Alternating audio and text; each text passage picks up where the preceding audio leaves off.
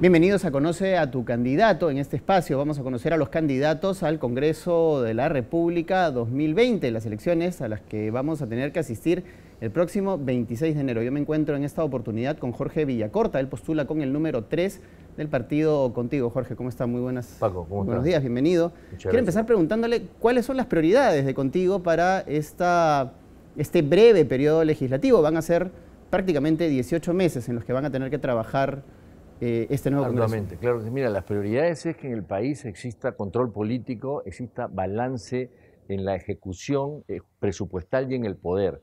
O sea, hoy día estamos en una democracia en que adolece de una pieza fundamental que es el Parlamento, que es el legislativo, donde fiscalizas, promueves leyes, representas a toda la población y puedes hacer un balance con el Ejecutivo. Por ejemplo, tienes una denuncia ahorita grave contra el ministro de Transportes que en 24 horas sacó 41 millones de soles en 133 cheques, fraccionando los pagos, sin expediente técnico. Ese es un acto anormal e irregular que en una situación donde existiera el Congreso, ese ministro tendría que ser renovado. Y por salud pública, él mismo tendría que dar un paso al costado, porque no es la primera vez que además el mismo ministro sale de la cartera de transportes, salió hace un año y medio por el tema de la muerte en el terminal terrestre informal, salió también del Ministerio de Vivienda y lo vuelven a poner. Entonces eso te da a pensar qué cosa es un contubernio. El presidente siempre tiene que estar con el mismo ministro, no hay otros peruanos capaces que puedan asumir esa cartera.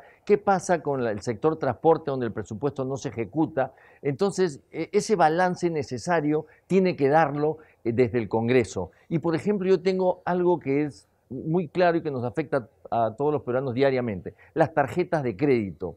Tú sabes de que mínimo los bancos te cobran 100% de intereses.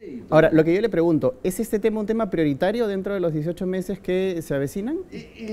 Digamos, el país necesita una política real. Hablamos de salud, entonces yo te puedo decir, incrementemos el presupuesto de salud para que haya más hospitales, más medicinas, más camas. Pero en realidad el día a día es que mueren 1.200 chicos porque faltan incubadoras, ¿no es cierto? Entonces hay que comprar las incubadoras, hay que ser, digamos, en ese sentido ejecutivo. En el sector educación, tienes colegios que no tienen baño, que no tienen agua, que no tienen carpetas, que la carpeta es un ladrillo, que el techo es una calamina, los chicos no pueden estudiar ahí. Entonces hay que darle infraestructura para que puedan... Eso no es función del legislativo, usted mismo lo ha dicho, eso es función del ejecutivo. ¿Qué puede hacer el legislativo para poder solucionar ese problema? El congresista, en su labor de fiscalizar, puede llamar a la ministra de Salud. Efectivamente ha cambiado la ministra de Salud, ¿no es cierto? Y puede decir, ministra de Salud, hasta hoy día que estamos hablando, Paco, el Ministerio de Salud en inversión no gasta más del 37%.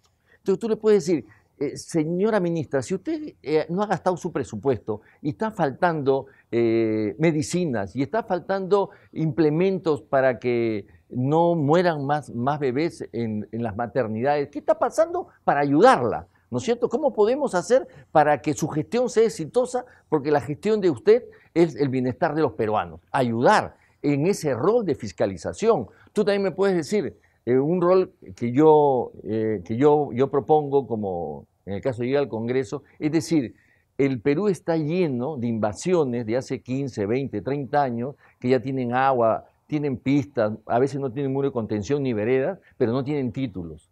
Es propiedad del Estado. Entonces hubo una ley que venció en 2004, ampliarla para titular a los peruanos y que se convierta en un país de propietarios. Esa es una ley que yo voy a llevar al Congreso. Otra sería los núcleos ejecutores. Los núcleos ejecutores significa que una organización de un asentamiento humano, de una organización civil, de una urbanización, se organizan en más de 100 y pueden hacer sus pistas, veredas, muros de contención con Trabaja Perú, con el Ministerio de Trabajo.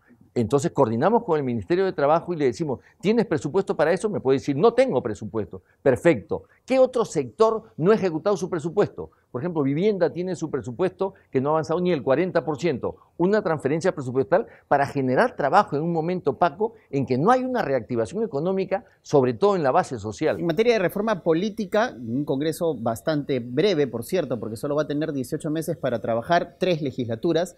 ¿Cómo va a ser contigo para consensuar de cara a que se viene un Congreso que va a ser bastante fragmentado? Mira, sí, pero el congresista que entre en el próximo mes de marzo tiene que haber leído bien la actitud de la población y la indignación de la población. La población se cansó del enfrentamiento entre el Ejecutivo y el Legislativo.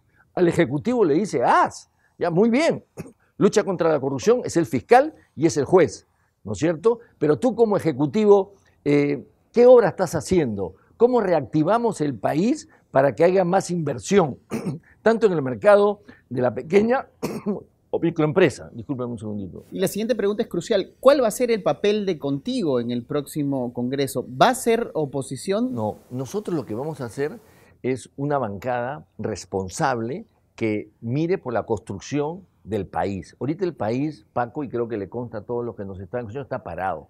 No hay movimiento económico, no hay inversión en salud, no hay inversión en educación, en agua potable, en pistas y veredas. Entonces queremos que el Perú avance en lo que es la infraestructura, pero también avance en la superestructura, en lo que es la reforma política, en la reforma judicial, ¿no? En la reforma misma del Congreso, que sea más activo, más dinámico, más proactivo, que ayude al gobierno, que empuje al gobierno. Se lo pregunto porque Contigo ha tenido algunos militantes que son bastante críticos con el gobierno de Martín Vizcarra, y teniendo en cuenta que Contigo es el partido que llevó a Pedro Pablo Kuczynski, por ende a Martín Vizcarra, al gobierno, la pregunta se cae de madura. ¿Cómo van a actuar frente a lo que vendría a ser la bancada oficialista? Claro, más que nombres, es un plan de gobierno. Nosotros tenemos un plan de gobierno que queremos que se realice y que se ejecute. Nosotros hemos sido críticos con Martín Vizcarra cuando hay que serlo, es decir, cuando el Perú requiere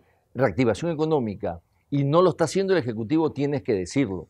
Cuando tú tienes el tema que el aeropuerto de Chinchero no es la forma correcta de hacer una APP, entonces tú tienes que decir, eso no es correcto.